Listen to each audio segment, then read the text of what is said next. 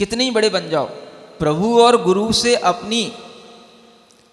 अपनी कभी उनसे आंख नहीं लड़ाना। आंख लड़ाने का मतलब मुख तो ऊपर करना लेकिन एक आंख लड़ाने का मतलब दूसरा भी होता है ना, जब हम किसी से लड़ने के भाव में आ जाते हैं, है ना। हाँ, ऐसा नहीं करना। गुरु और प्रभु के लिए हमेशा देखना, चिर प्रतीक्षित होकर के मुख ऊपर करना, तो आपको जो मिलेगा वो आपके लिए अद्भुत होगा, अद्भुत होगा। इसलिए ये लोग कहते जरूर हैं कि गुरु से ज्ञान मिलता है, लेकिन जो कहने वाले हैं वो इतना ही जानते हैं कि गुरु से केवल किताबी ज्ञान मिलता है। किताबी ज्ञान नहीं, गुरु से अनुभूति, अनुभव का भी बहुत बड़ा ज्ञान मिलता है। हाँ, और ये ज्ञान ही मिलना बहुत दुर्लभ होता है। किताबी ज्ञान तो कोई भी पंडित दे देगा, हाँ, किसी से भी हम पढ़ सकते हैं कुछ भी, लेकिन सबसे बड़ा ज्ञान कौन सा? अनुभव का ज्ञान। वो ज्ञान सबसे काम का ज्ञान होता है। तो गुरु के जो अनुभव होते हैं उनको समझना कि गुरु क्या कहना चाहते हैं, क्या समझाना चाहते हैं, क्या उनके इशारे हैं, ये जब आदमी के अंदर आने लग जाता है तो उसी गुरु की महत्ता पता पड़ती है। एक दो लाइनें लिखी थी, कभी सुना दूं आज ही? टाइम तो बहुत हो रहा है। हजारों शिष्य तेरे होंगे गुरु जमाने में, सुन रहे हो? में पर मेरा एक तू गुरु है, हमने है माना। पर मेरा एक तू गुरु है, मैंने है माना। हजारों शिष्य तेरे होंगे गुरु जमाने में। क्या मतलब है इसका? शिष्य तो तुम्हारे हजारों हो, है ना। आगे की काव्य अब आप पढ़ लेना कभी मिल जाए तो हमारा तो तुम ही एक गुरु हो, हमें इससे क्या लेना देना, हाँ? यही भाव एक शिष्य के लिए महत्वपूर्ण भाव है। अगर वो शिष्य राग द्वेष से बचना चाहता है तो वो क्या सोचेगा? इससे मतलब नहीं गुरु के कितने शिष्य हैं, हमें तो इससे मतलब है कि मेरा गुरु तो यही एक है। इस तरह की परिणति आने पर ही जो ज्ञान आता है वह ज्ञान सम्यक ज्ञान कहलाता है। आ रहा है समझ में? आगे भी बढ़ें कि इतना ही छोड़ दें?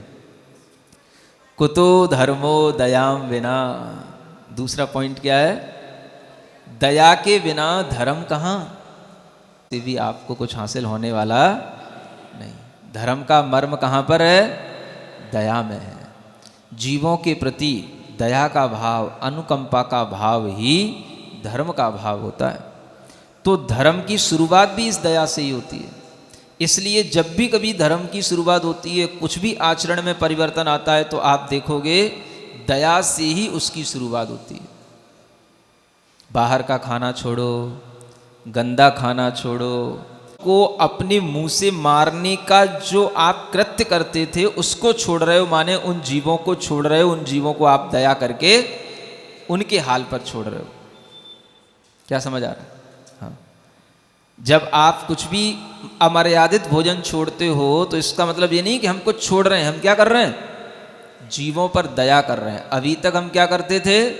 उन सबको खा जाते थे, हमारे अंदर दया का भाव नहीं था। अब दया का भाव आया, इसलिए अब हम अमर्यादित भोजन नहीं करेंगे, हम मर्यादित भोजन, मर्यादित पानी, हाँ, जिसमें मोक्ष के बिना सुख कहाँ।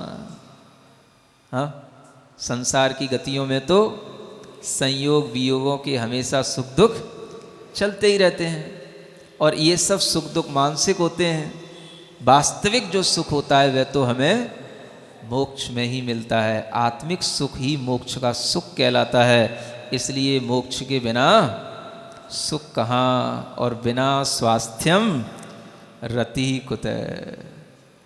क्या कह रहे हैं? रति माने, रति का मतलब हाँ, अपने मन का लगना। हाँ, स्वास्थ्य नहीं होता तो फिर मन कहीं पर भी नहीं लगता।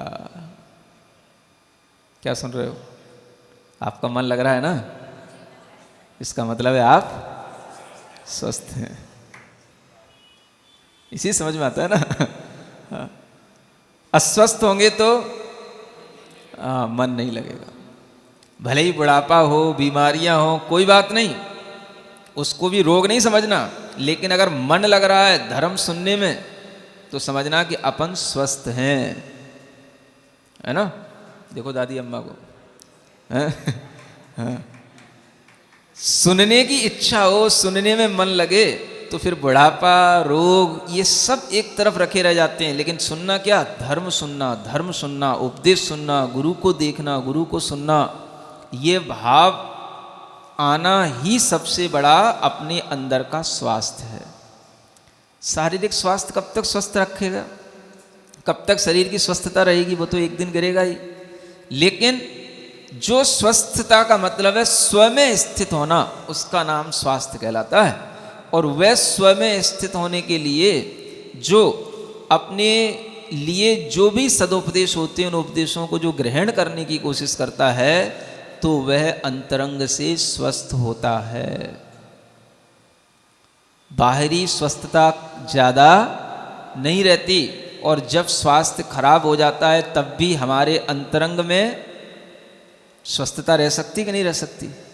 हाँ, अगर हमारा पंच परमेष्ठियों में अगर हमारा मन लगता हो तो बाहर का डॉक्टर भले ही कह दे कि अब हम तुम्हारा कोई इलाज नहीं कर सकते, तो भी वह व्यक्ति कहता है अब हम अपना इलाज खुद कर लेंगे, ये हमारा अपना स्वास्थ्य है, ये किसी पे डिपेंड नहीं। तब आपके लिए कौन सा डॉक्टर मिले, समझ आ रहा है? हाँ, तब पंच परमेष्ठी ही अपने प्रसिद्ध डॉक्टर होते हैं, और उन्हीं की शरण में रहोगे तो ही अंतरंग आत्मिक स्वास्थ्य की लाभ होगा। नहीं तो आप केवल भीतर से तड़पते रह जाएंगे और कोई आपको कोई सहारा देने वाला नहीं होगा।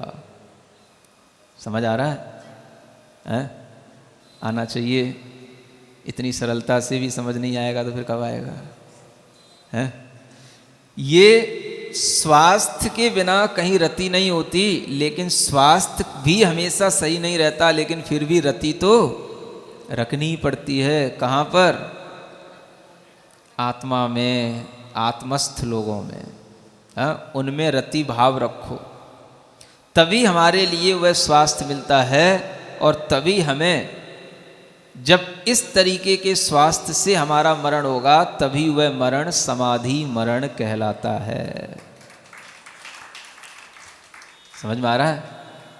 आप लोग ऐसे दृष्टांत देखते भी रहते होंगे, सुनते भी रहते होंगे, आपके सामने ऐसे दृष्टांत घटित भी होते होंगे। आपको क्या सीखना है? बाहरी स्वास्थ्य कभी कोई अपना अच्छा रख ही नहीं सका है, अपने मुताबिक हमेशा कभी कुछ हुआ नहीं है, लेकिन अंतरंग स्वास्थ्य को हम अपने अनुसार बना सकते हैं। ठीक है? कुछ प्रसंग जो आपके सामने घटते हैं, उन प्रसंगों से हमें यही सीखना। क्या समझ में आ रहा है? कुछ ध्यान है प्रसंग जो चल रहे हैं, हो रहे हैं, हो जाते हैं, उन प्रसंगों से भी क्या सीखना?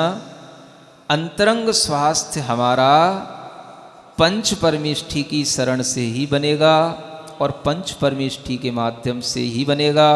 ऐसी भावना अगर बनी रहेगी तो बहिरंग स्वास्थ्य कितना भी कैसा भी हो, हम अपने अंतरंग में स्वस्थ होकर के पंच परमेष्ठी से रति बनाए रखेंगे। है ना? यही मुख्य चीज है। बाहर कोई हो नहीं हो कोई फर्क नहीं पड़ता, लेकिन हमारे अंतरंग में अरिहंत सिद्ध पंच परमेष्ठी होने ही चाहिए।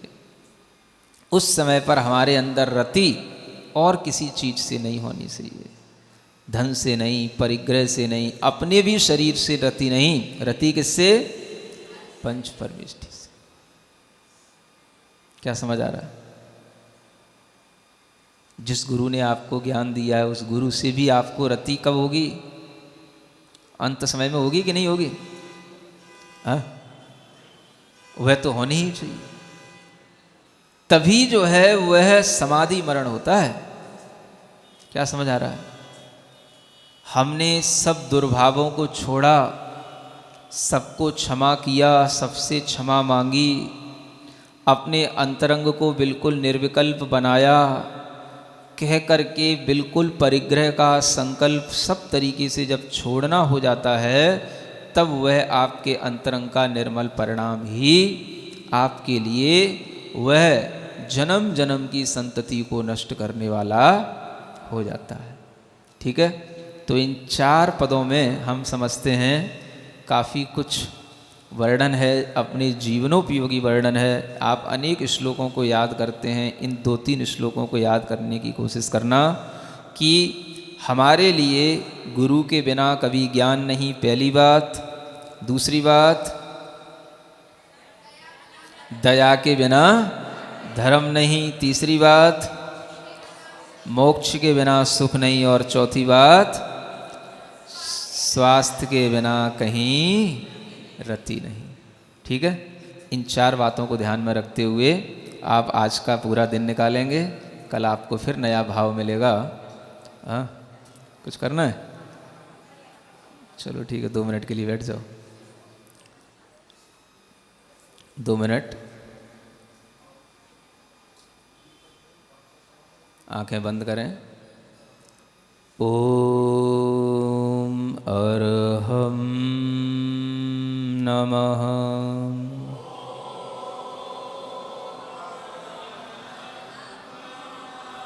ओम अरहम नमः।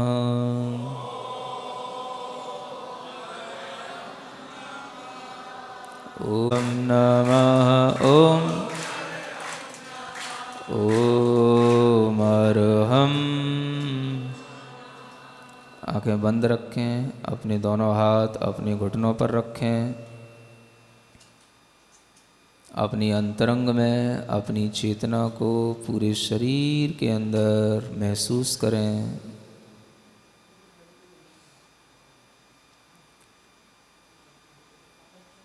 जो भी चेतनाएं इस शरीर को छोड़कर जाती हैं, जा रही हैं, उन चेतनाओं की ओर अपनी दृष्टि ले जाएं।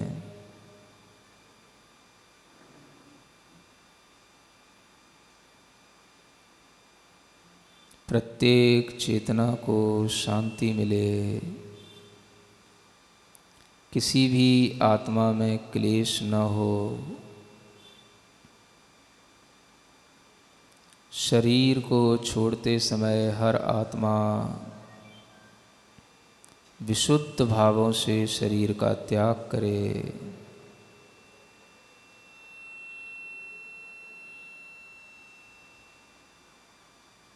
मेरा शरीर जब छूटे तो हमारे अंदर कोई क्लेश न हो।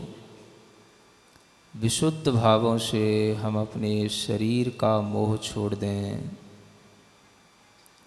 अपने अंतरंग में ऐसी भावना करें।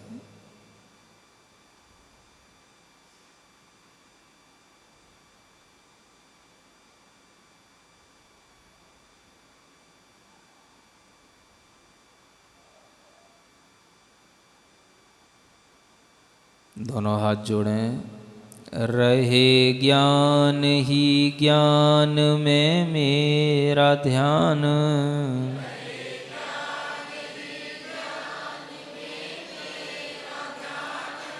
महामंत्र सब दुख हर ले महान।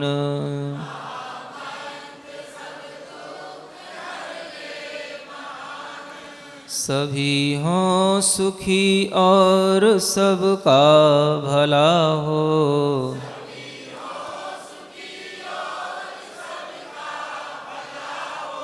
महाजालो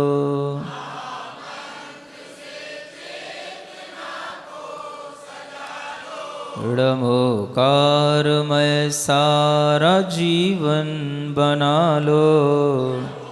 महामंत्र से चेतना को सजा लो।